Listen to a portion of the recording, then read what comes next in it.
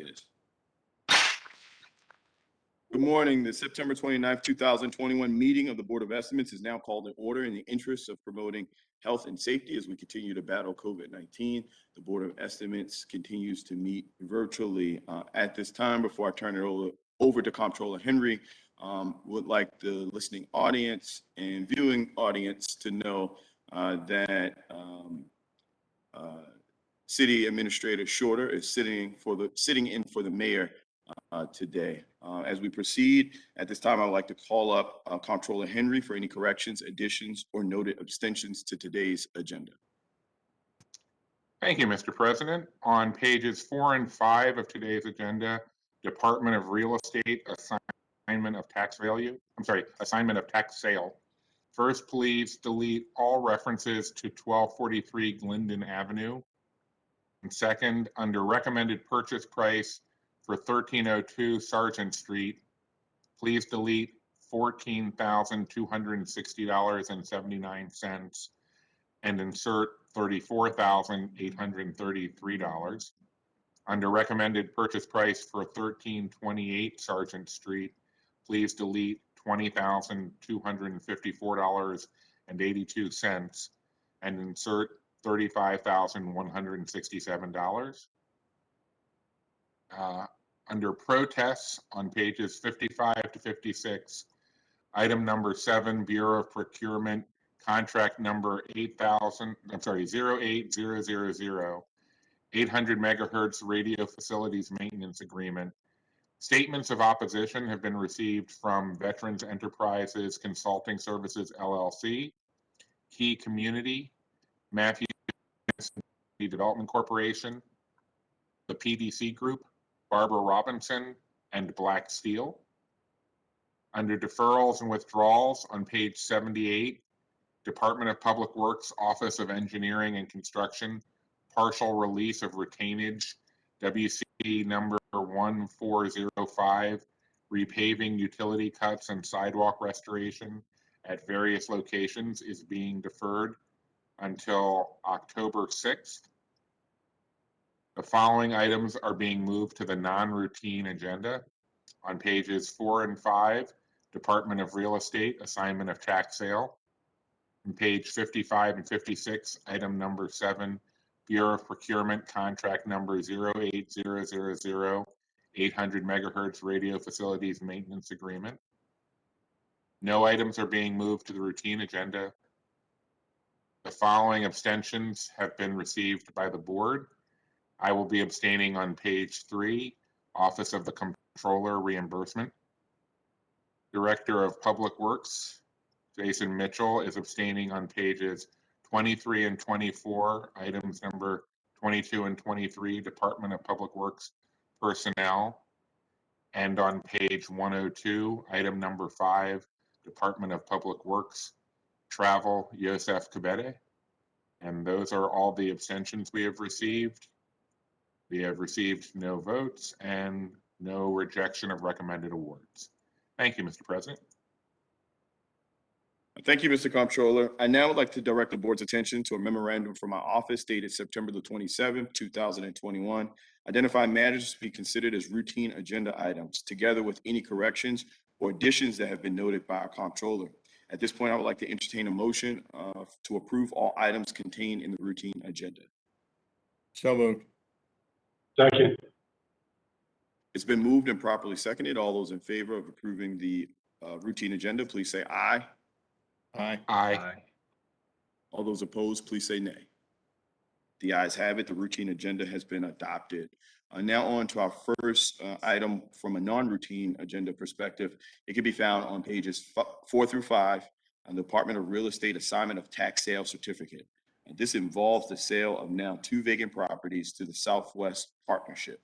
At this time, I would like to recognize Mr. Andy Frank of the Department of Real Estate to walk us through the item and corrections noted earlier by the comptroller. Mr. Frank, the floor is yours. Thank you, Mr. President and honorable members of the board. Andy Frank, Real Estate Officer. The board is being asked to approve the sale of 2 tax sale certificates to Southwest Partnership for properties in the Washington Village Pigtown neighborhood. Southwest Partnership would pay in approximately $35,000 each and if approved, these long-standing vacant properties will be renovated and sold for home ownership. The sale of the tax sale certificates is typically routine, but we wanted the opportunity to explain how Southwest Partnership has modified its approach following the release of a related Baltimore City Inspector General public synopsis in June of 2021. The OIG synopsis determined that a proposed memorandum of understanding between Baltimore City and a community organization later identified to be Southwest Partnership would provide the partnership with a perceived unfair advantage over other developers and community organizations interested in doing business with the city through the tax sale. In that case, Southwest Partnership wanted to work with the city to match tax sale certificate opportunities in targeted areas with experienced high-quality developers. The developers would renovate and sell the vacant properties to low and moderate income families. By purchasing tax sale certificates and partnering with developers, Southwest Partnership wanted to ensure that vacant properties did not end up in the hands of slum landlords or subpar rehabbers with a history of poor workmanship. The Office of Inspector General expressed three concerns. One, the city was providing Southwest Partnership and its vetted developers with a perceived unfair advantage. Two, the partnership was charging a fee to developers. And three, the partnership was participating in profit sharing.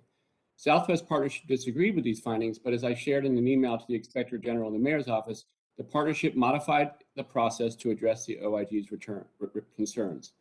In the case of these two properties, there will be no third-party developers. Southwest Partnership will act as a developer, using its own funds to purchase the certificates, foreclose on the right of redemptions, take title to the properties, secure financing, contract with construction contractors, and sell directly to new homeowners. Again, Southwest Partnership has confirmed there will be no vetting of third-party developers, no charging of fees, and no profit sharing. The sale of these two tax sale certificates to Southwest Partnership benefits the city in numerous ways. First, it raises approximately $70,000 in tax revenue. Second, it eliminates vacant and blighted properties and strengthens neighborhoods. Third, it provides high-quality affordable housing to lower and moderate income families. Fourth, generates ongoing tax revenue for the city. And I'll note that the alternative is that these properties, with their tax lien amounts substantially higher than their market value, will continue to deteriorate and bring down blocks in which they're located. They would probably not be available for tax sale again until 2023. For these reasons, Mr. President and honorable members of the board, the Department of Real Estate recommends approval of this action. Thank you, Officer Frank. A couple quick questions. Why was the price changed on the Sargent Avenue properties? Yeah, it's my responsibility to review and sign off on all board members. And in this case, the two numbers were transposed and I missed it. It's my mistake and I take full responsibility for it, and I'll be more careful in the future. So it was just an accident. The $20,000 difference was just almost a typo. Yeah, the practice of the vendor lien program is to take the higher of the assessed value or the flat taxes in water. In this case, we listed on the original board member the lower. Gotcha. Is there a system in place to ensure that we don't do that going forward, or is that kind of just manual? I'm going to evaluate what happened, in particular the role that I play in reviewing these memos, and make sure that it doesn't happen again. Thank you. And with the Glendon Avenue property, why was that removed from the agenda? In that case, what Southwest Partnership wants to do is order an appraisal. The vendor lien program allows the purchaser certificates to order an appraisal, and if that appraised value is lower than the assessed value, then we can use the assessed value, and then we can use the appraisal. In this case, there's time to do that, and Southwest Partnership wants to order an appraisal and then see what that number is, and then determine whether or not it wants to proceed with the purchase of the certificate.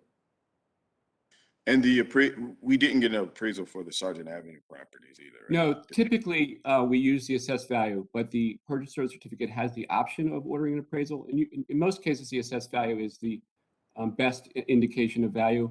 In this case, Southwest Partnership thinks the assessed value is inflated and wants the opportunity to order an appraisal. Yeah, because the assessed value doesn't really factor in, I guess, ongoing trends associated with the neighborhood. It just kind of assesses the value at that particular point in the triennial assessment, correct? Correct. At this point, are there any additional questions or concerns from other members of the board? For this particular item, I'm going to ask that we defer it to the next meeting. I would like to talk to members of Southwest Partnership as well as yourself, Officer Frank. Mr. President, respectfully, these certificates have 2 years to be filed in the courts, and this was an October 2019 purchase, or this was a 2019 in the 2019 tax sale. And so these certificates are about to expire. And for that reason, Southwest Partnership asked us to get this on the agenda for today so they have enough time to file with the courts. Otherwise, these two certificates will expire and these opportunities for renovations will not be possible. So we can bring it back up next week. That's my suggestion to the board. This is the first time on this agenda that I'm hearing of these two items. In lieu of the troubling report and the issues associated with the report that you read, I think it's important that we do our due diligence. I think there's going to be a lot of questions and concerns from the community. And I think delaying it by 1 week, hopefully it still fits into the schedule. My assumption is that we delayed it so long to provide maybe some time away from the report. But I think it's really important in the public transparency and interest that we provide our due diligence and understanding and knowing exactly what's going to take place associated with these properties. I appreciate you kind of going down, I guess, the MOU that's been established to ensure that some of the practices that were happening in the past no longer continue. But I think it's important and incumbent for all of us on this board to have the appropriate time in ensuring that we're comfortable with this relationship moving forward.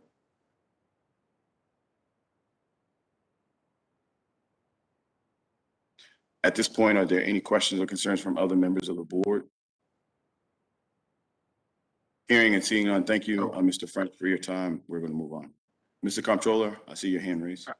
I just wanted to ask a logistical question of, is your office going to put together the meetings with Southwest Partnership, or would you like Mr. Frank to do that since you want him to participate in the discussions as well? No, we'll do it. But thanks for the question, Mr. Comptroller. Thank you. At this point, are there any additional questions or concerns? Hearing and seeing none, thank you, Mr. Frank, again. We're going to move on to the last and final item on today's non-routine agenda. It can be found on pages 55 through 56. Item number 7, contract number 8,000, 800 megahertz radio facilities maintenance agreement. This is an extension to existing service agreement with Motorola Solutions Incorporated in the amount of $2,671,660.35. A protest was received, but as noted by the comptroller, not really a protest from a competitive vendor, more or less letters of concern from community and business leaders were received from several individuals and organizations, including Veterans Enterprises Consulting Services, LLC, Key Community, the Honorable Barbara Robinson, Matthew Henson Community Development Corporation, the PDC Group, and Black Steel. At this time, I would like to welcome a representative from the Law Department, Procurement, or the Administration to explain this item to the board. Please note that this was an item that was brought to the board back in June with some concerns because at that time, all minority women business enterprise goals were waived. That was a concern that was addressed to the administration. The administration decided to take it off of the agenda and reevaluate the assessment to waive the minority women participation requirements. I guess 4 months later, we're bringing it back, and now it's time for the Law Department, Procurement, and anyone else from administration to kind of walk us through that process. So who would like to go first? I see Chief Brown in Procurement with her hand raised. So Chief Brown, I yield the floor to you. Thank you, President Mosby. Good morning, Honorable Board. The Bureau of Procurement is bringing today a request to approve an extension for contract 8,000 for 800 megahertz radio facility maintenance agreement to Motorola Solution, Inc.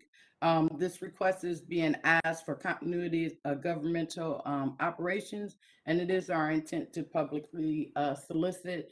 I want to make note in all transparency that this contract has IMBU goals set that for the extension as a revision, and the commitment forms was signed by the supplier Motorola Solutions, those being MBE 15% and 5% for WBE, and the total amount of the extension is $2,671,000.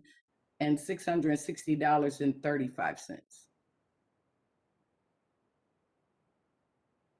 Thank you, Chief Brown. Can you walk us through the difference between when the administration originally waived all participation requirements for this and where we are today? If you don't mind, President Mosley, I respectfully ask that I could defer to the IMBU chief, Mr. Lundy, who I believe is on the call, or Deputy Solicitor Ingram. Yes, Madam Chief. Chief Lundy or Deputy Solicitor, would you like to take it? Chief Lundy, I see your hand raised. I yield the floor to you. Thank you, sir. Good morning, Mr. President and honorable members of the board. Yes, so since this was previously before the board in June with all of the goals waived, we have arrived, as the purchasers stated, at 15% MBE, 5% WBE goals.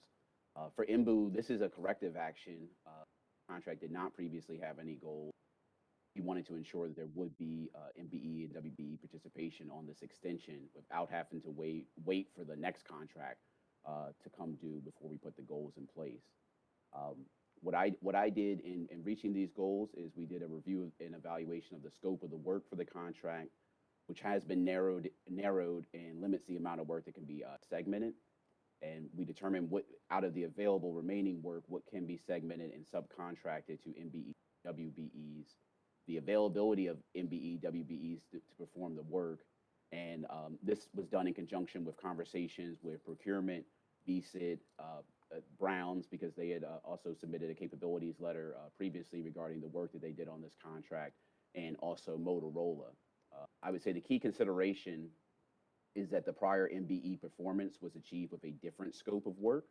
The scope of work that we have now has been narrowed, and this is due in part to many of the services that were performed previously by the MBE subcontractor have been brought in-house by BSIT as a cost-saving measure on this contract. An unfortunate effect of that cost saving has been that reduction of the contract scope that's impacted the amount of work that can be actually subcontracted. In setting the goals on this contract, oftentimes we hear the 27% MBE and 10% WBE participation goals.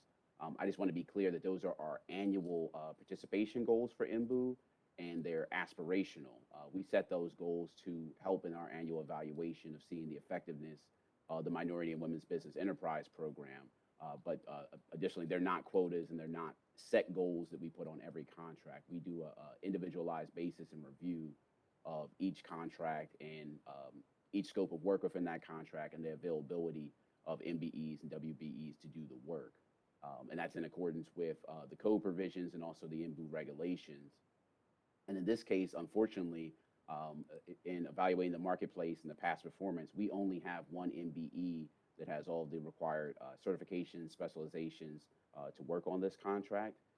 Motorola has yet to identify a WBE that can work on this contract. We have been in discussions with Motorola, provided them with our certified telecommunications firms, and I know they've been in contact with some WBEs to see if there's a potential now, as we sit here today, time having passed with this contract, that are capable of doing the work.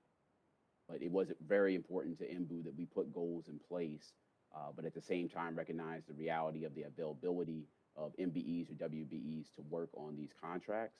And when we only have one vendor, it's harder to set the goals higher when you don't have that same availability present. As stated, Motorola has committed to adhering to these goals going forward for the extension. One of the things we're doing, IMBU's doing in conjunction with BSIT, is working to grow the available certified firms in the telecommunications sector. We're going to be doing that via outreach. Also, in the process of doing the new contract, we're going to be in discussions to try to see if there's ways within that scope of work that we can find additional opportunities for MBE and WBE participation.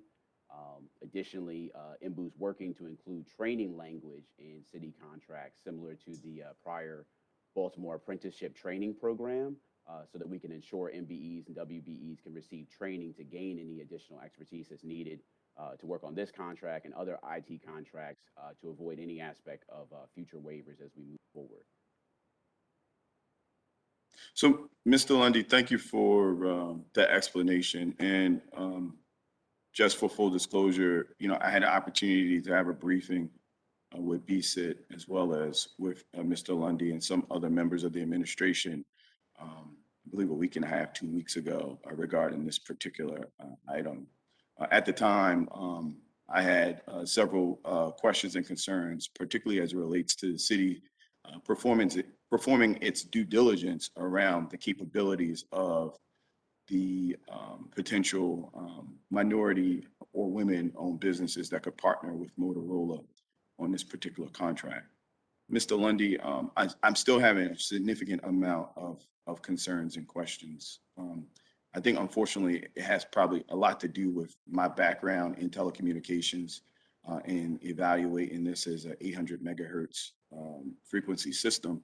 The one question I have, and I'm going to ask the administration to provide, is just an itemized list of that scope of work that you talked about.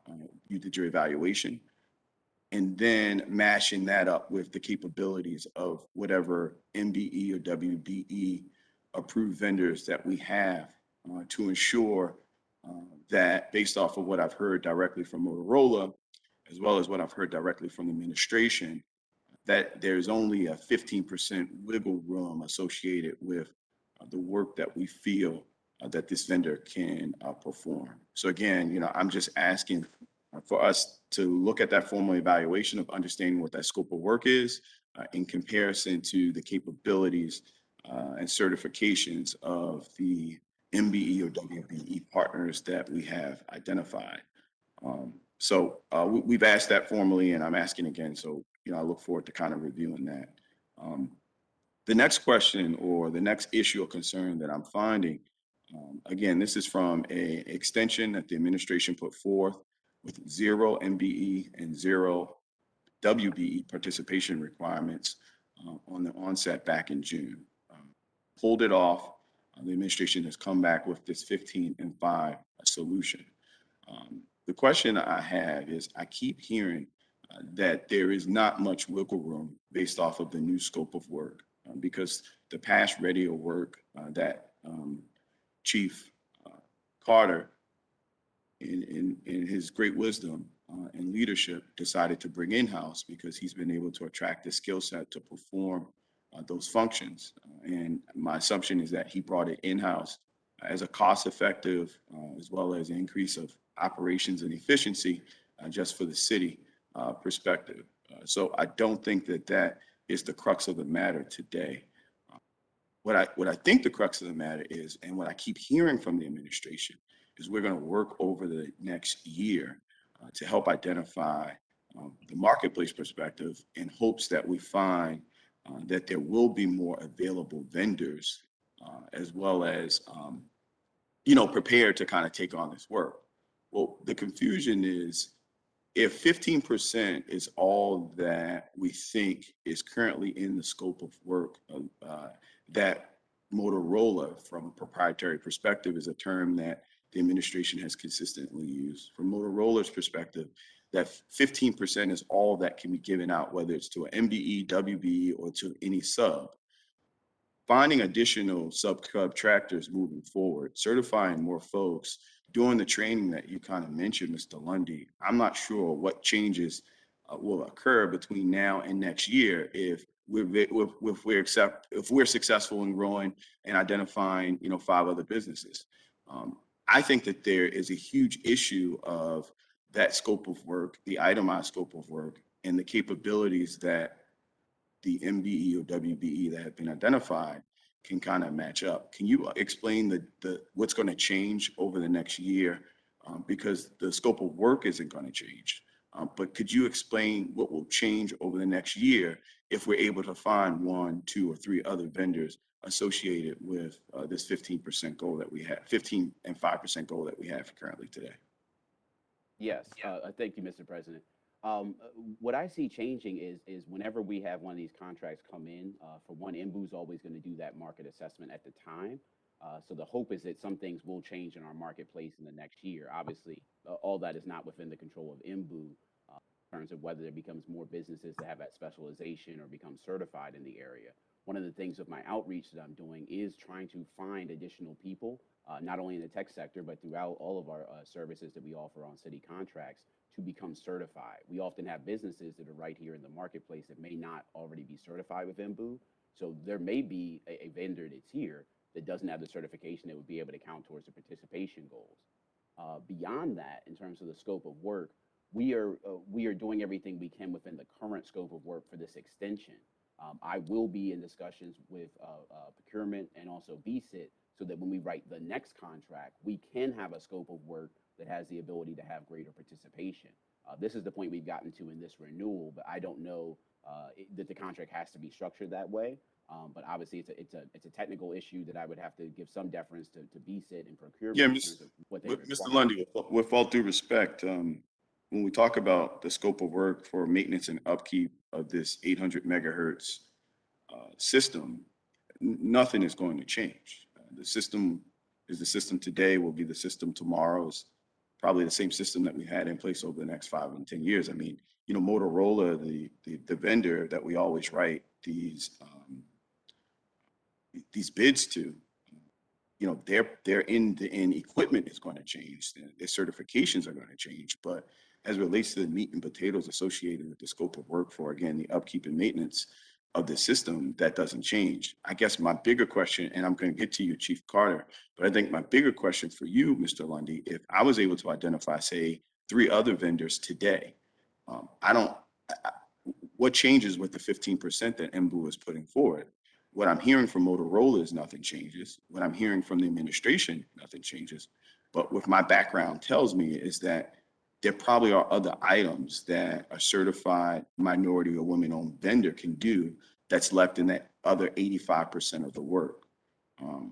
So again, I'm just going to this idea that somehow we're going to train up and maybe identify and look in the marketplace other minority or women-owned companies, but the scope of work is really not going to change.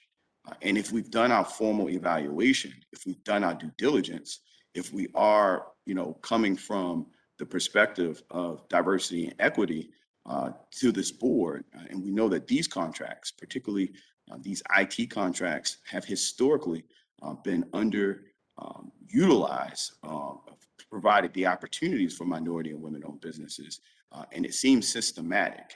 And the concern is on this one, where we have identified a minority or women-owned business that potentially has the capability of performing the scope of work that's remaining on this job, and us not going down the path of ensuring that we try to reach a goal of 27%, which we normally, again, do not do at all on any IT jobs. It's just really, really concerning to me, and I think it is. I think it's contrary to the directive that the mayor has constantly put out there around driving equity, particularly as it relates through the Board of Estimates. Chief Carter, I saw your hand raised before you. Chief Lundy, were you going to reply before I start? If you don't mind, briefly, Mr. President, may I speak? Yeah, that's fine, Mr. Chief Lundy. Sorry. Thank you, Mr. President. I just want to say I agree with your concerns regarding underutilization completely, and that's why it's a priority to MBOO that we have goals on this contract, because there hasn't been a history of utilization and on something that has previously had the goals waived. We want to make sure that we're putting that in place. As we go forward, I do think that the scope of work can change, as we've seen over time when we went from a broader scope on this contract to where we are now with a more narrow scope with some things being brought in-house. I haven't had an opportunity to discuss with Director Carter in terms of whether those services that were brought in-house, how cost-effective they've been, and whether he would want to remain with those services in-house, or if that's something that we could again add back into the scope of the contract going forward. But it would be something that we would be trying to work to find a way to have additional aspects of the scope that would be able to be segmented and subcontracted. But there's 2 issues in terms of where we are today with the extension and where we would be going forward in the future.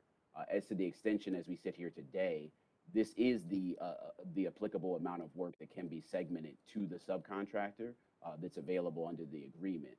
When we get to the next contract, we will have the ability to potentially alter the scope, but that's discussions I would definitely be having with BSIT and procurement as we move forward.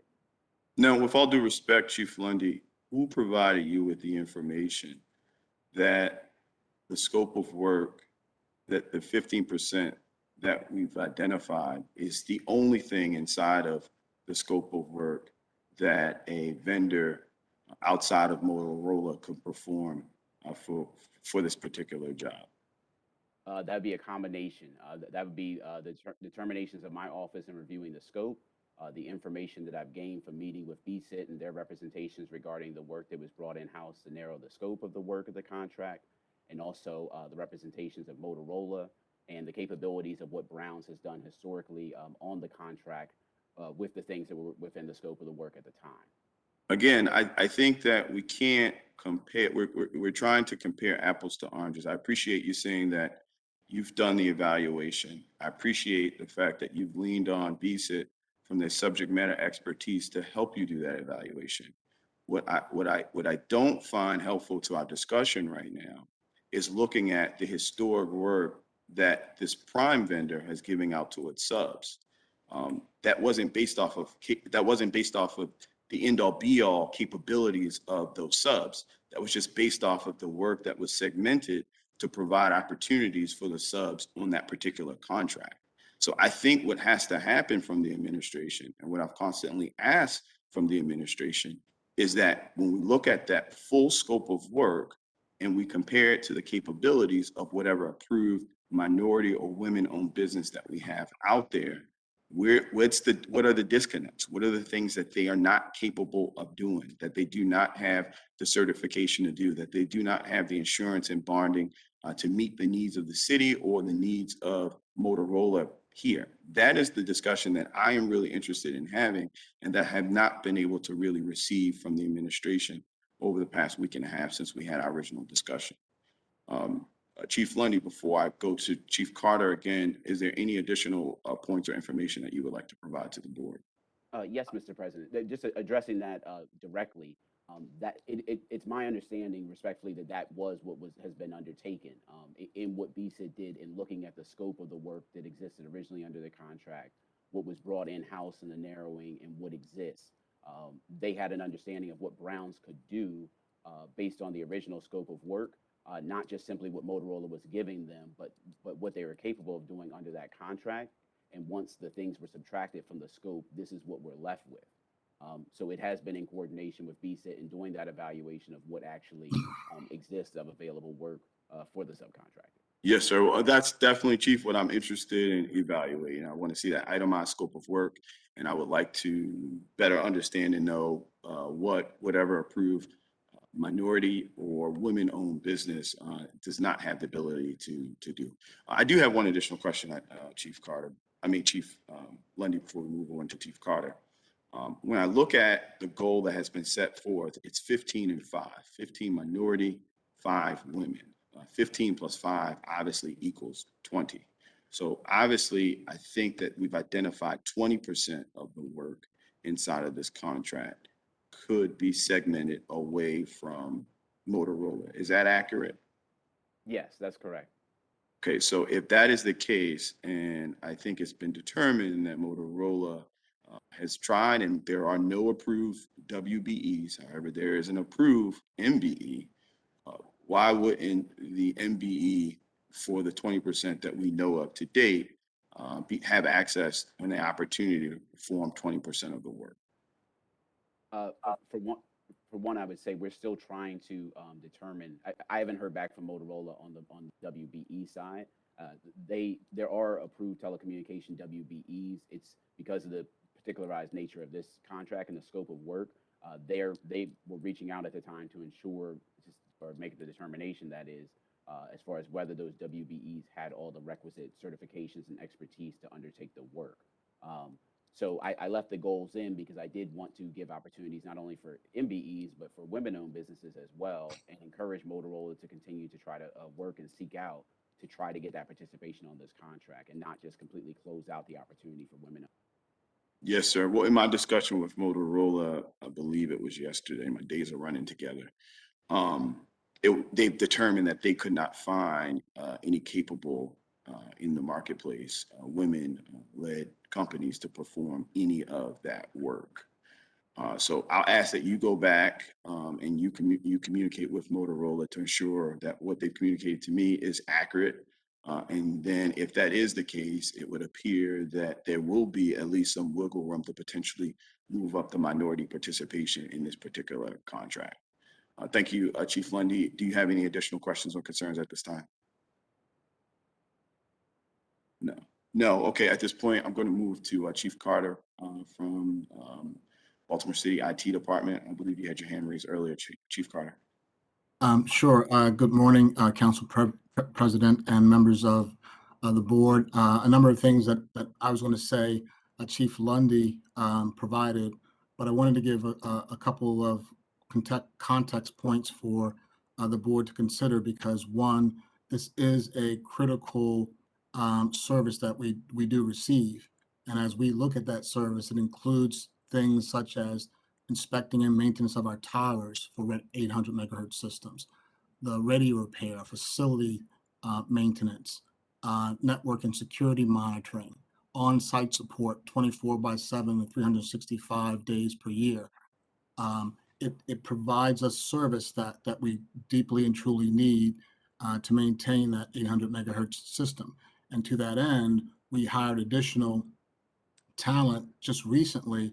And as we began and charged that talent to look at all of our processes, our data, our workflows, our equipment, our contracts, and to how do we optimize the effective use of this 800 megahertz system for the Baltimore City, because we haven't had talent focused on optimizing that particular service. And so our original intent in bringing this forward was to give us 1 year so that we could do that deep dive into this contract and other contracts and other services provided, and competitively bid what we could and let the market give us choices that potentially we don't have today. Our goal in bringing it to the board initially was to do just that. And some of the questions that you raised, some of the detail that you asked about in terms of the specific line item services, what can and can't be segmented, what can be packaged differently moving forward. Those are the kind of things that we were going to look at and figuring out how do we best structure this contract in a way that gives Baltimore the best services that it deserves, but also gives opportunities for Motorola, other primes, and other subs to do this type of work. Understood, Chief Carter. And let's just be clear. And first and foremost, thank you for your leadership in, again, identifying ways of bringing work in-house to drive for more effectiveness and efficiency around city operations, particularly this critical operations to the general public. We're talking about the 800 megahertz frequency radio system. It's basically for lack of a better term, walkie-talkie system for EMT, fire, police, and emergency members. It's the way that they communicate back and forth. So that's the importance of this. And I think some of the items inside of the scope of work that Chief Carter laid out explain why they're so important. You know, really having a system that is robust, that's diverse, that is available 24/7 consistently.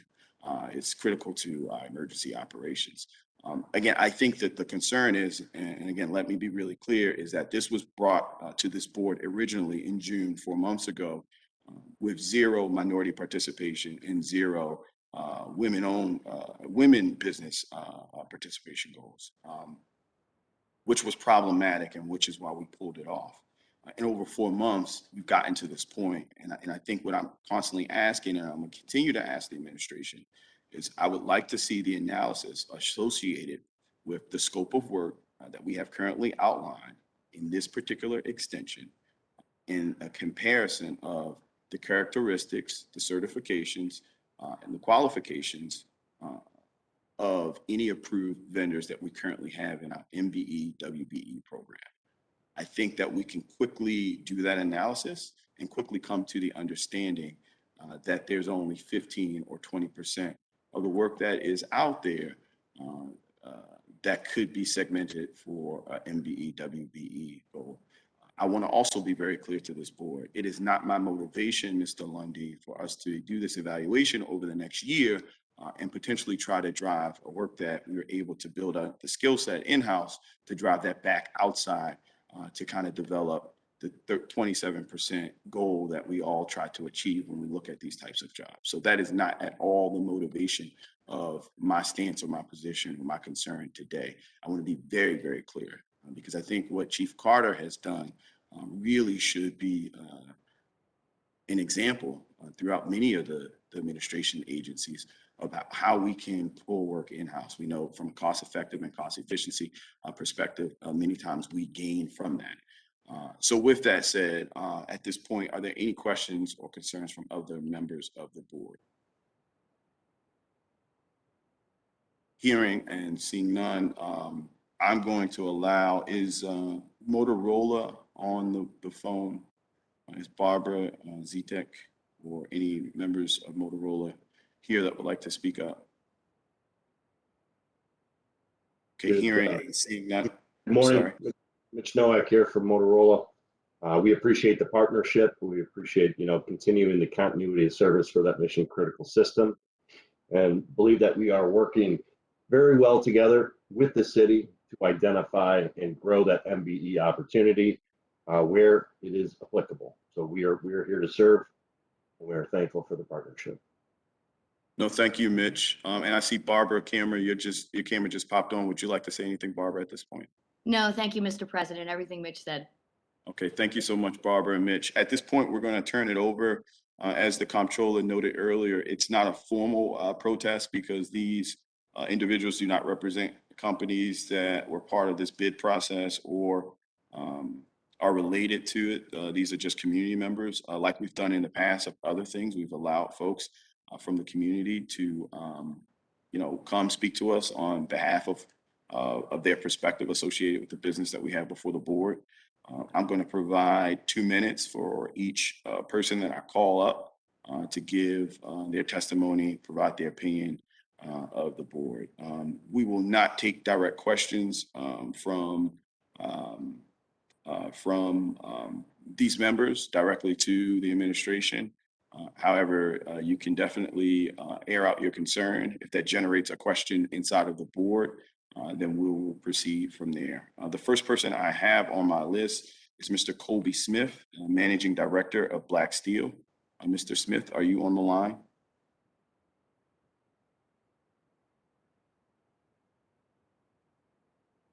Okay, I'm going to move to the next person. The next up, I'm sorry, I missed you, the Honorable former State Senator in the 40th District, Barbara Robinson. Senator Robinson, are you on the phone? Moving down the list, again, these are just the folks that reached out and provided letters of concern and asked to speak. So we're just going through the list, going down the list. The next up is Mr. Daniel Burgess, CEO of Key Community Solutions. Mr. Burgess, are you on the phone? Next up is Mr. Melvin Doc Cheatham. He is president of the Matthew Henson Community Development Corporation. Dr. Cheatham, are you on? Next up is Mr. Peter Daniel Sr., Vice President on behalf of the PDC Group. Mr. Peters, are you on the phone? Mr. Daniels, are you on the phone? Yes, good morning. Thank you very much. Can you hear me? We can hear you loud and clear. The floor is yours. My apologies. I'm actually at a golf tournament this morning. It was unexpected that I couldn't, but thank you very much for the opportunity, everyone, to speak to That would be the Coppin Golf Tournament? Yes, I'm actually at the conference golf tournament. All right. Unfortunately, I have to have all this fun at the Board of Estimates, but I knew Coppin's Golf Tournament was today. Right, but I found this very important. First of all, thanks for the opportunity, for the invite, and thanks for the opportunity to speak to this particular issue. Again, let me just give you a little bit of my background. My firm is a management consulting firm. However, I have 30 years experience in the IT business in terms of the Fortune 500 companies. And I think this actually presents an opportunity for us. First of all, Mr. Mosby, I do believe that what you brought up is something that I've been continually seeing in the industry. That where the opportunity, both for getting opportunities for MBEs and WEEs to take advantage of these type of contracts, and I think it is very, very important from a economic perspective for our other communities that we do the due diligence in terms of making sure that these opportunities are here.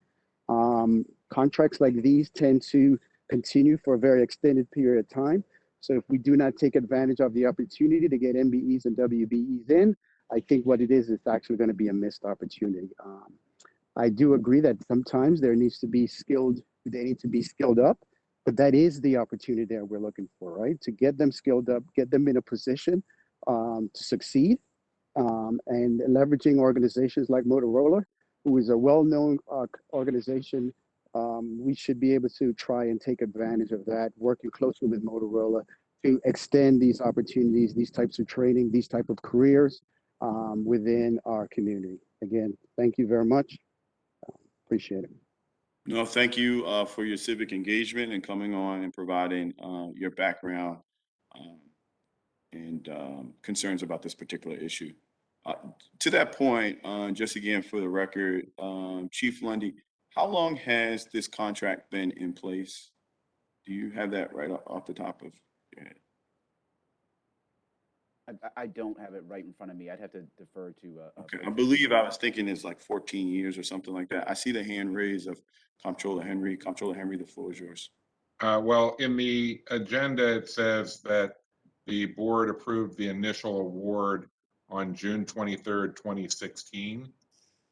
There may have been previous contracts for which Motorola was the prime, but this current contract that we are extending started in 2016. Gotcha. Yeah. Just for the general public, what Comptroller Henry just communicated is right now we're working on a 1-year extension to this specific contract. I guess the question that I had was regarding this work. The system has been around for quite some time. How long has Motorola had it with its minority women business goals waived? So Chief Lundy, if you could look that up and provide that to the board. I think that kind of goes to some of the sentiment of what Mr. Peter Daniels just spoke about. And then the last person that I have on my list is Dr. Johnny Simpson, President of Veterans Enterprise Consulting Services, LLC. Mr. Simpson, are you on the line?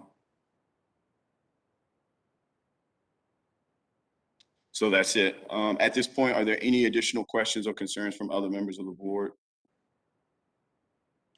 Hearing and seeing none, obviously, I would like to defer this item. I'll continue to work with Chief Lundy. Really interested in, again, looking at the scope of work, looking at the capabilities associated and tied to that scope of work, understanding and knowing how long we've been down this path on this particular contract. I think I see the hand raised of Chief Carter. Chief Carter, do you have something to add or question or concern? Chief Carter, I'm sorry. I think you're speaking to mute. We can see you, but we can't hear you.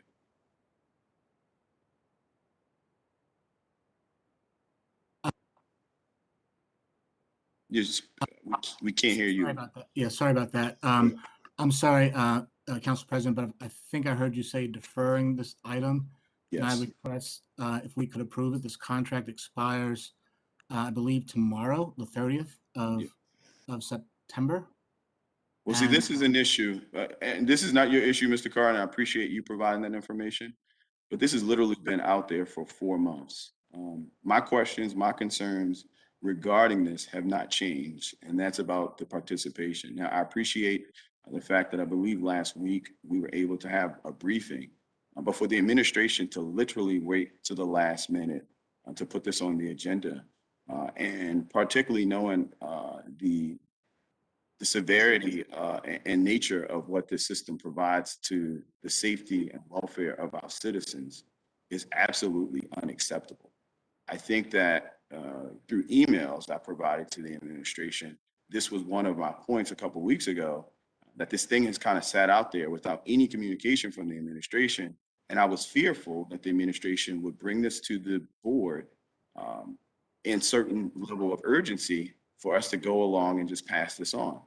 Again, I think that this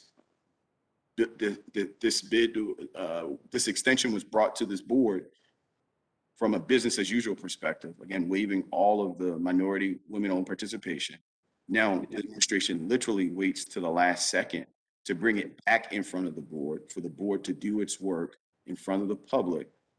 And we're doing it a day before the contract is to expire. That's completely unacceptable. And that's not in the vein of partnership that we've constantly pushed for on this board and we've constantly worked through on this board. And I find a tremendous amount of issue knowing that point at this point. So I guess to Chief Carter or anyone else, approving this today doesn't, I guess, allows for the extension to move forward. I'm not sure the process and the paperwork that kind of takes after that. But if it's not approved today, ultimately what happens?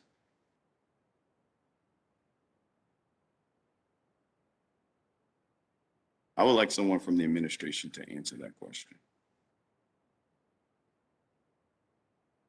Chief Brown, I don't know if you want to take, if you would like to take that question, what happens in instances where contracts expire?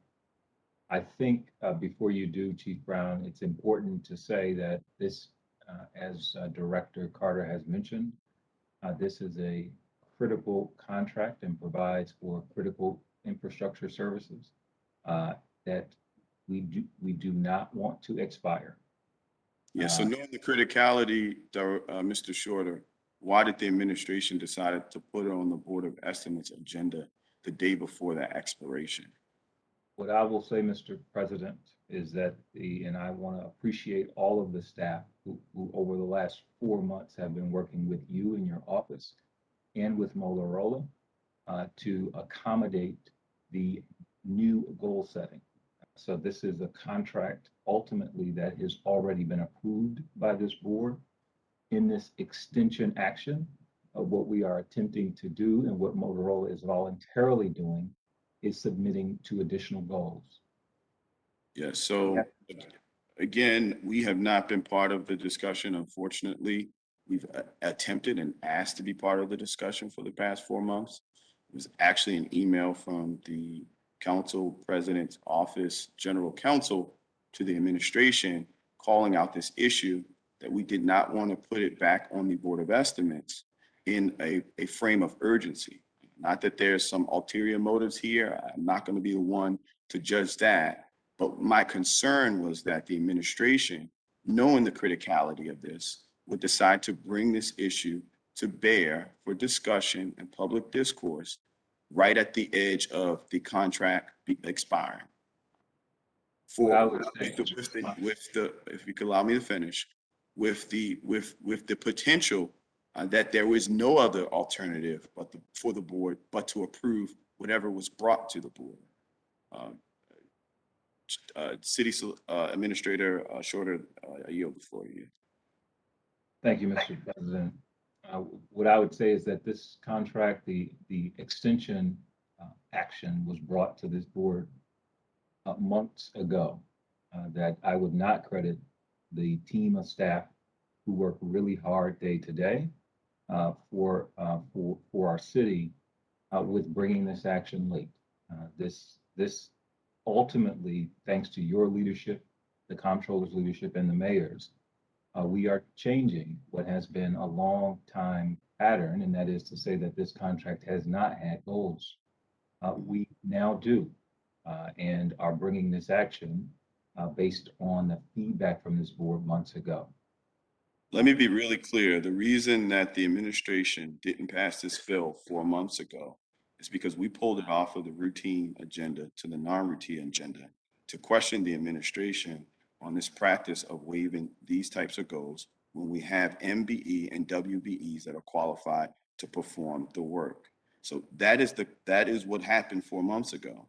And what we're saying is now 4 months later, the day before the contract is to expire, the administration has decided for something that is as critical to emergency systems and services of our city to put this back on the agenda, to basically force this board to approve something without the formal discourse and vetting for a very, very troubling situation. Again, these IT contracts have historically excluded minority and women-owned businesses.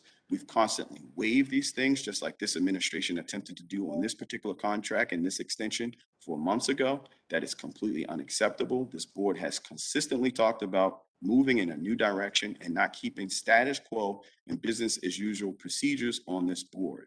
My concern at this point is we're not even providing for the amount of discourse and discussion between the administration and any other party of this board, because the administration, again, has decided to put this on the agenda the day before the contract is set to expire, knowing the criticality of services. So I'm going to go back to my original question. If we do not approve this today, if the contract expires, what does that mean to city operations? I would like someone from the administration to answer that question. Mr. President, the Deputy City Solicitor had his hand up earlier. I didn't know if you saw that. Yeah, Deputy City Solicitor, can you answer that question? The Procurement Office. Yeah. I'm sorry, Deputy Solicitor, the floor is yours. I would defer to Chief Carter first to give you the operational discussion, to then give you a legal analysis of what will occur after that. If the contract is in lapse, it really depends upon what Motorola is or is not going to do. If they decide to suspend or cancel their services, then we would put our 800 megahertz system and the support of it, the functions that it supports, at risk. Thank you, Chief Carter. Chief Brown, from a procurement perspective, contractually, do you have anything to add to this discussion regarding my question? Absolutely, I do. And I understand, President Mosby, the perception, but this is a long process in the Bureau of Procurement of preparing these letters and bringing them back to board. So on behalf of the integrity of the process of the Bureau of Procurement presenting this contract back to the board, there was no latent or hidden agenda on that. On July 14th, 2021, this item was pulled and deferred by President Council Office to revisit the scope and the MBE WBE goals. We all share in that concern and that mission and new vision moving forward, and it did take some time. I do not see where any inappropriate behaviors happened in that process, and Bureau Procurement timely presented it back to the board, which takes like 2 to 3 weeks prior to actually getting on the agenda. So I just wanted to speak to that, and thank you. No, thank you, Chief Brown. And, for the record, I want to state, I do not intend to think that I know that there were any ulterior motives of the reason why we're bringing this critical issue before this board without appropriate discourse the day before the services could basically be suspended. However, that timing does trouble me. It was an email from my office to the administration that laid this point out, I believe 2 weeks ago, that we haven't heard anything back from the administration, and that we were growing concerned because we didn't know when the contract was set to expire, and we didn't want it to be brought up to the board at that edge and force the board's hand as it relates to the urgency and the critical nature of the work that we're talking about here today. So I'm just going to be very clear and bluntly, this is deeply troubling to me. Because again, the administration, who basically runs this board, has 3 out of the 5 votes on this board, has decided to bring this topic back to the board, knowing the board's concerns and complaints, right before this contract, which again provides critical services to the health and welfare of the city, decides to bring this back to the board the day before the contract is set to expire. That is deeply, deeply troubling to me.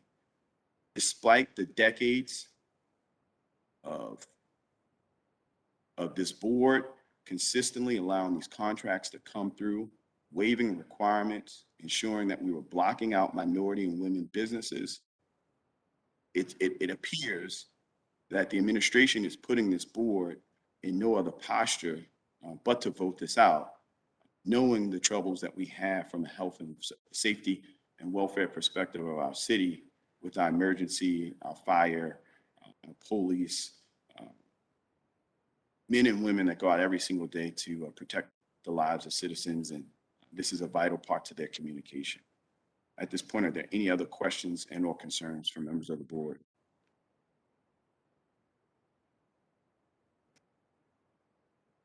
At this point, I would like to ask the board go in recess for 15 minutes.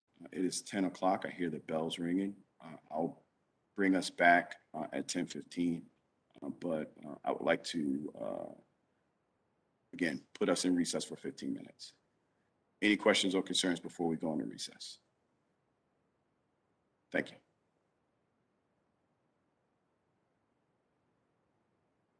Members of the board, general public, this is the September 29th, 2021 meeting of the Board of Estimates. It was already called to order, then placed in recess at 10 o'clock, brought back out of recess at now 10:16. For the record, I am Council President Nick J. Mosby, and we are dealing with the item that could be found on the agenda, pages 55 through 56, item number 7, contract number 8,000. It's the 800 megahertz radio facilities maintenance agreement that has been awarded to Motorola, and this is calling for a 1-year extension. As discussed many times on this board, not just by myself, but also by the mayor and Comptroller Henry, to really do away with the business as usual practices of this board. Not speaking in the vein of ensuring that diversity, inclusion, and equity has been part of the millions and millions and millions of dollars that flow through the city on an annual basis. Does not reflect the characteristics of our city, does not reflect the demographics of our city, and it shouldn't reflect the morals or aspirations of who we are to become in our city. We know that this board has been an instrument of the bigotry that has played out in our city, systemic issues that have forced many problems in our city. And it is us, the leaders of the city, have decided that we will continue to take a new approach. And I think this highlights a need for us to take a reset, for us to allow this to be a beginning point. I'm willing to do the work, Comptroller Henry, as well as to the administration. I think I've proven that since we've all taken office since December, but things have to drastically change.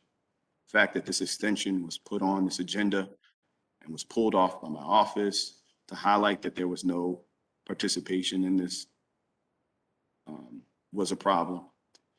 The fact that we are approaching a critical need of providing these services and this extension needing to be approved because the contract will expire in a day is a huge problem. But I will never put the health, welfare, and safety of the residents of Baltimore in jeopardy, even based off of this unfortunate action from the administration in putting this on, again, the agenda the day before. I think that we are all committed to breaking down the barriers of systemic racism. I think none of us would like to be at the forefront of it. This is not specific to this contract, to Motorola, or anything that we've talked about today. This is just specific to the operations of this body and the way that it's been able to perform for several decades. With that said, I'm going to call on the administration to still provide me with the information. Unfortunately, my electrical engineering telecom background kind of puts me in the middle of understanding and knowing exactly what this type of work is. So I'm really interested in understanding and looking at the output of the analysis of the due diligence of the administration, from the review of the scope of work, and for the items that we feel we do not have a vendor that does not have the certification, the bonding, or insurance capability, or experience, I would like justifications for each item of that scope of work. Definitely interested in understanding and knowing the next steps associated with the RFP.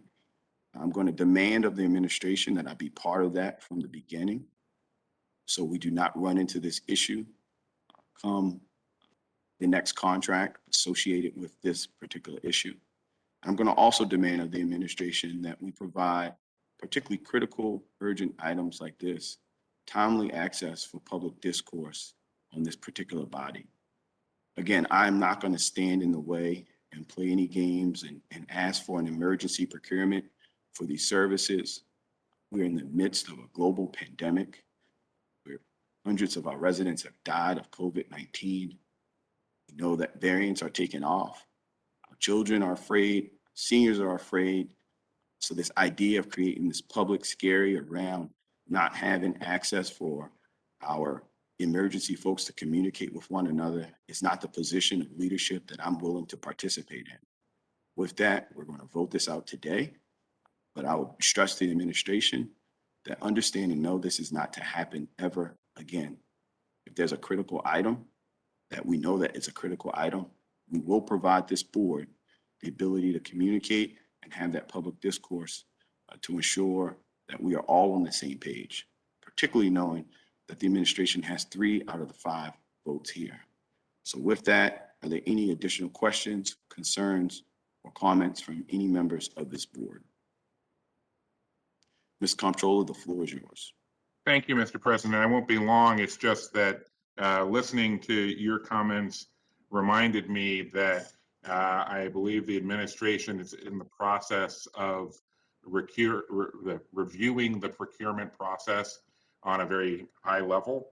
And it seems to me that one point we might want to make a point of having injected into that discussion based on the situation we've just dealt with today, is that moving forward, we should probably look at having contracts, especially the MBWB goals or lack thereof, if there are waivers, reviewing those at the board level before a contract goes out on the street, as opposed to at the complete end of the process where there's already been months and months of work on people's part, only to find out at the board level that there were no goals.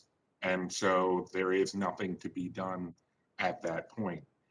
So I just wanted to throw that out there, that if there was some way for us to review contracts before they go out, we might save ourselves a lot of confusion and frustration at the awarding point months down the line. But that's all I wanted to share. Thank you, Mr. President, for your leadership. And I'm looking forward to seeing someone moving this item. Thank you, Mr. Comptroller. Are there any other questions or concerns from members of this board? Hearing and seeing none, I'll entertain a motion to approve this item. I move that we approve the extension of the service agreement to Motorola. I second. It's been proved and properly seconded. All those in favor of approving this item, please say aye. Aye. All those opposed, please say nay. I'd like for the record to note that I am a nay on this particular vote.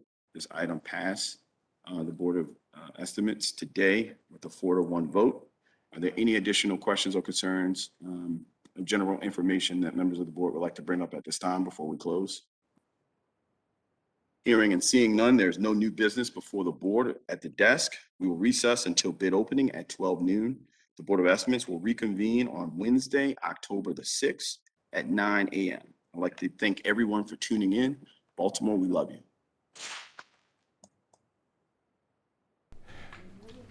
Good afternoon. The Board of Estimates is now in session for the receiving and opening of bids. As part of the overall effort to limit transmission of the COVID-19 virus, the Board of Estimates is conducting bid openings virtually. Members of the public can call in to listen to bid openings live by calling 443-984-1696 and entering access code 0842939. Board of Estimates meetings are broadcast live on Charm TV, channel 25 on Comcast Cable in Baltimore City. Meetings are also streamed on the internet at www.charmtvbaltimore.com. Members of the public can go to that website and click on the live stream link at the top of the homepage. The Board of Estimates will continue to conduct bid openings virtually as the city continues to assess options for reopening City Hall and conducting public meetings in person. The board has received no addenda for today. Thank you.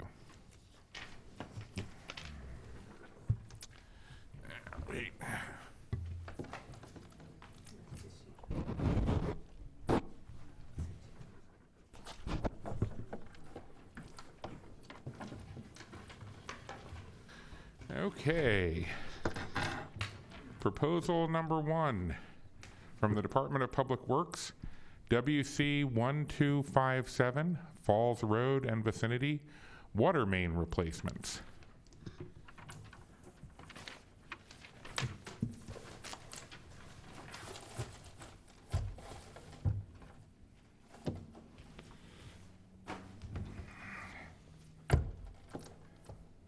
First bid is from Barney Companies Incorporated. I'm sorry. This proposal requires a bid bond if of 2% if the bid is over $100,000.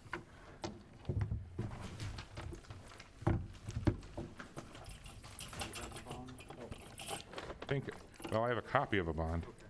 Yeah, no, maybe I have the original because it's stamped. Okay, and it does have a bid bond. And the bid is $11,539,814 and no cents.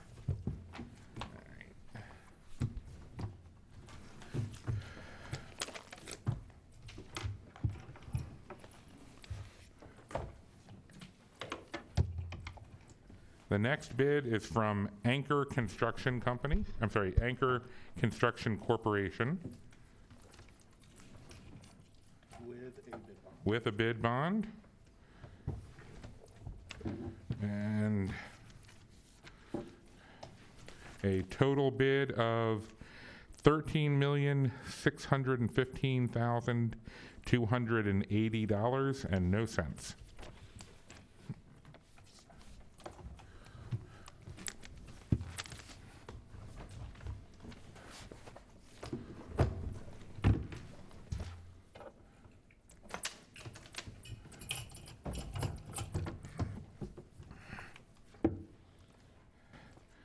The next bid is from R.E. Harrington Plumbing and Heating Company Incorporated. With a bid bond. With a bid bond. And a total bid of $8,386,000 and no cents.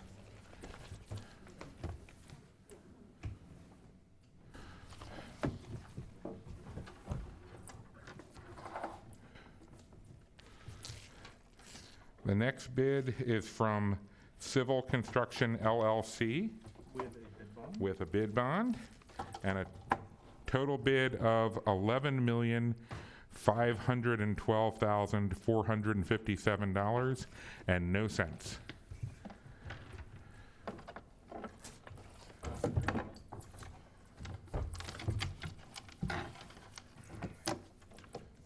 This one appears to have had an accident. We'll be gentle with it.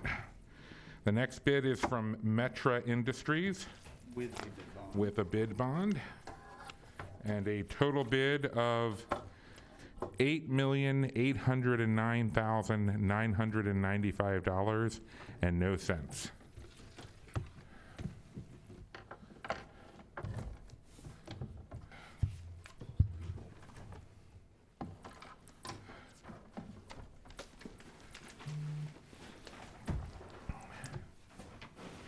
The next bid is from Monumental Paving and Excavating with a bid bond and a total bid of $11,816,286 and no cents.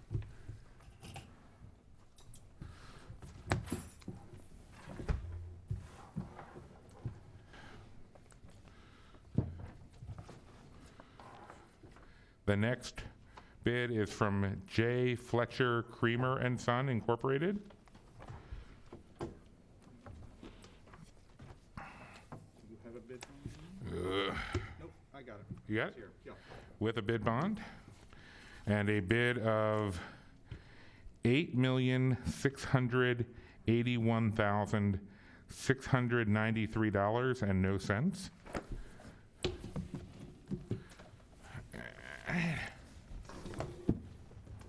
And the final bid is from Spinello Companies.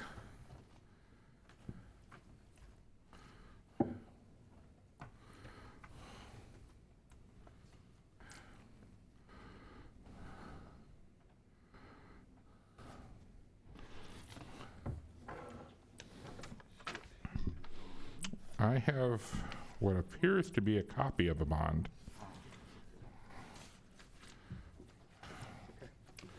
All right, with a bid bond and a total bid of $9,223,300 and no cents. I move that we refer these to the Department of Public Works for tabulation and report. Second. Moved and seconded. All those in favor say aye. Aye. Any opposed? Motion carries.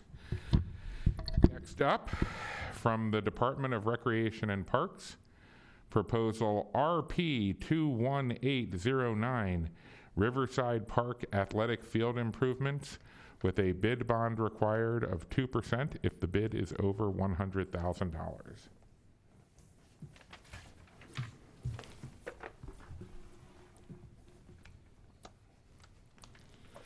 First bid is from Potts and Callahan Incorporated With a bid bond. with a bid bond.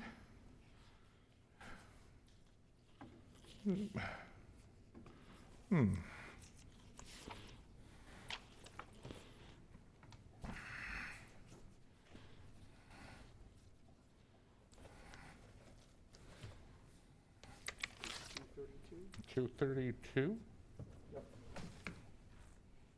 Oh. At the bottom. Oh, that's it, okay. All right.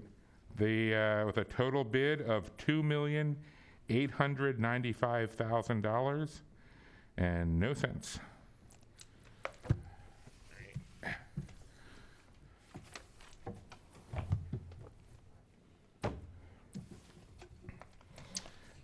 Next is, I'm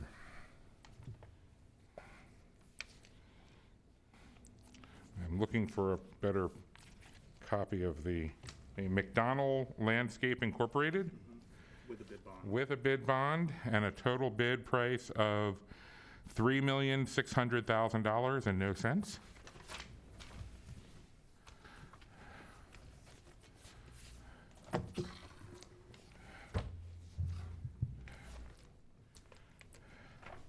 Next bid is from W.M.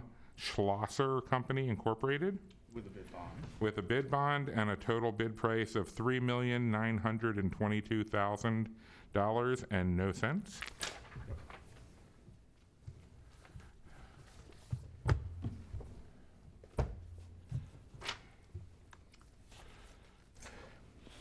The next bid is from Allied Contractors Incorporated With a bid bond. with a bid bond and a total bid price of $3,470,000 and no cents.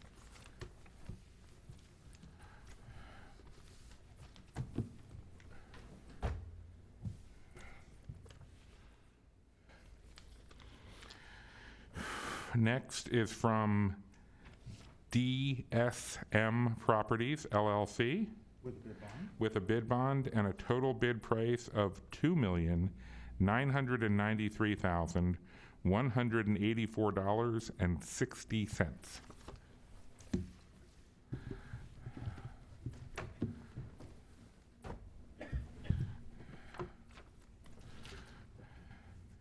And the final bid is from P. Flanagan and Sons Incorporated with a bid bond with a bid bond and a total bid price of $3,247,930.00. I move we refer these to the Department of Recreation and Parks for tabulation and report. Second. Moved and seconded. All those in favor say aye. Aye. Any opposed? Motion carries. Next up, we have from the Department of Transportation, proposal TR 17022, Sharp Leadenhall Streetscape, with a bid bond required of 2% if the bid is over $100,000.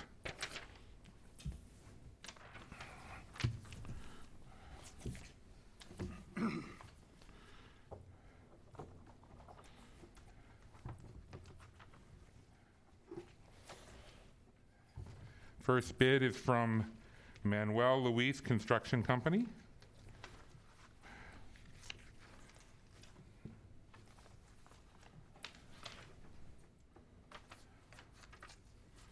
Payment bond. Bid bond. Oh. Yep. Bid bond. You have the, okay, with a bid bond and a total bid price of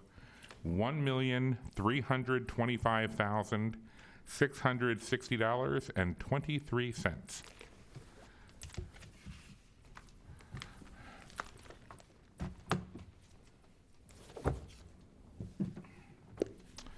Next bid is from P. Flanagan and Sons Incorporated With a bid bond with a bid bond and a total bid price of $1,925,644.00.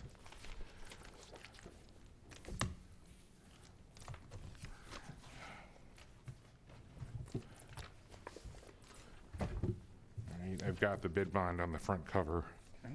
this time. The next is from J. Villa Construction Incorporated. bid bond. The bid bond and a total bid of $1,481,000 and no cents.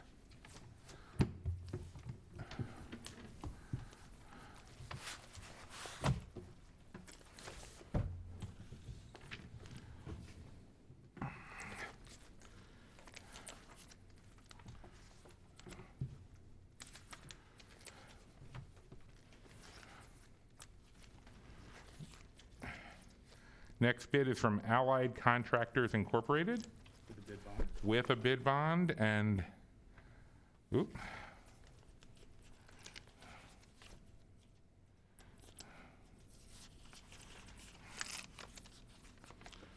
A total bid of $2,137,443.00.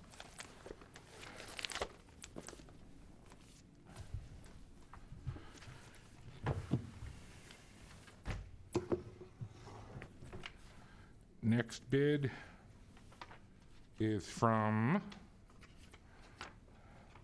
Civil Construction LLC With a bid bond. with a bid bond with a total bid of $1,445,891.00.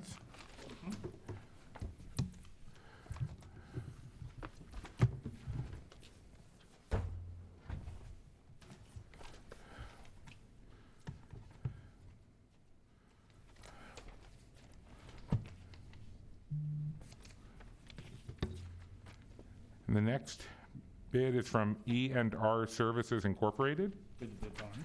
with a bid bond and a total bid of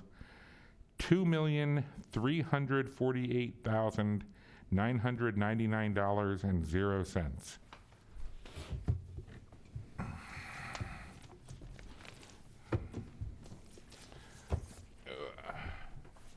And the final bid for this proposal comes from Penagua Enterprises Incorporated With the bid bond. with a bid bond.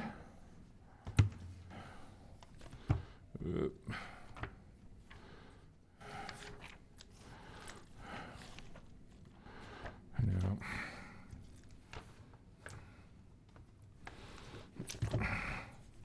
Nope, you got a page number? I think page Ah, here I found it. R. Yeah. I skipped right past it. Okay.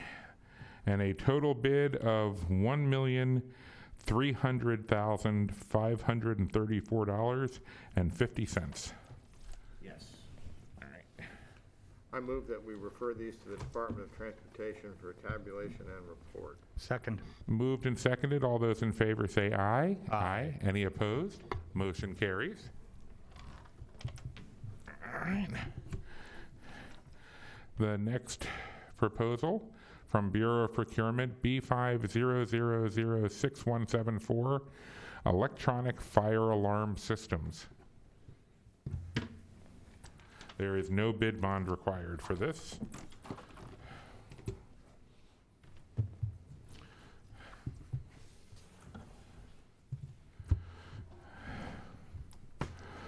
All right. The proposed, this bid is from MC Dean Incorporated, I believe it's itemized. and it is an itemized bid. I move we refer this to the Bureau of Procurement for tabulation and report. Second. Moved and seconded. All those in favor say aye. Aye. All those opposed? Motion carries. All right. The next proposal, Bureau of Procurement B50006298, snow removal for police districts and city buildings. No bid bond required.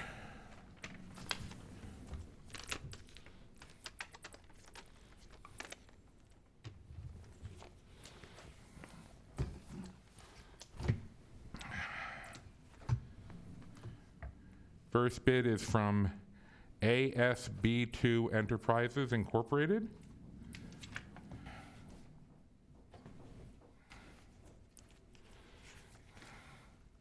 I believe this is an itemized bid also. Oh, no, nope. There is a total bid price. Total bid price of $208,500. Okay.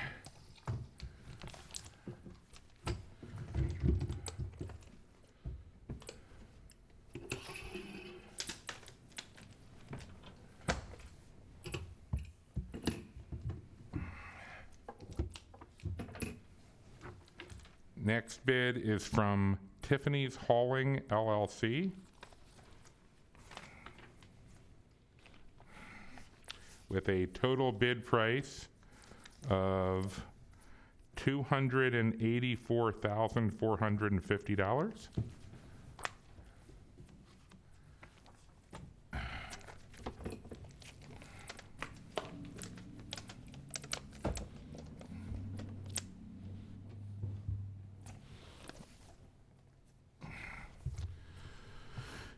Next bid is from Cruss Construction LLC with a total bid price of $299,000.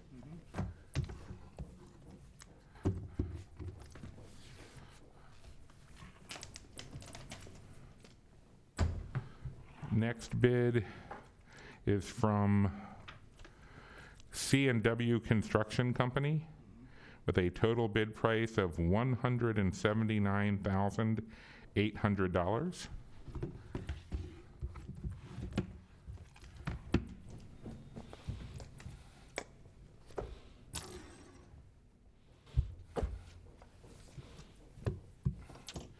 next is from P2 Cleaning Services LLC with a total bid price of $44,000.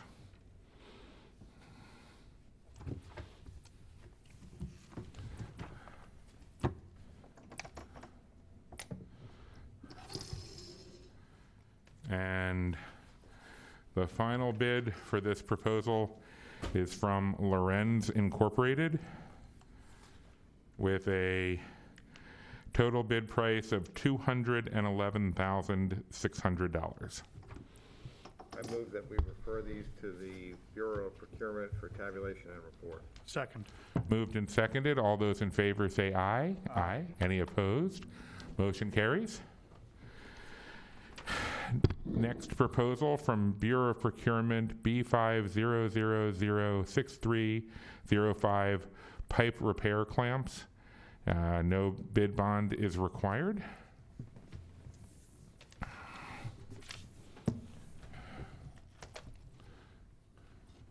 Sorry. First and only bid is from Ferguson Enterprises LLC.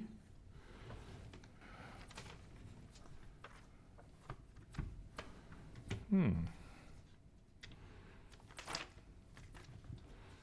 you see a total bid price somewhere?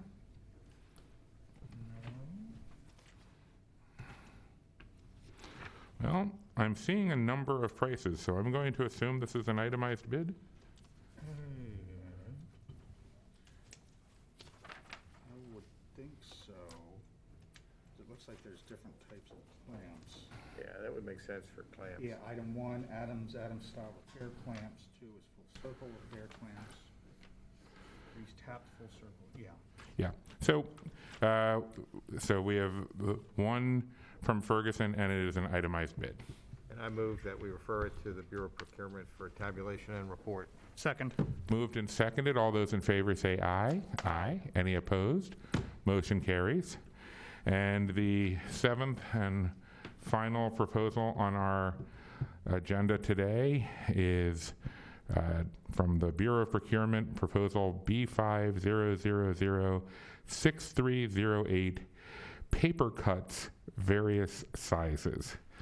No bids were received, leading us to wonder if perhaps we should rename this proposal.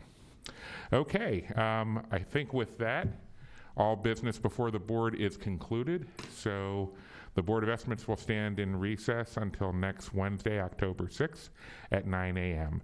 Thank you very much and stay safe.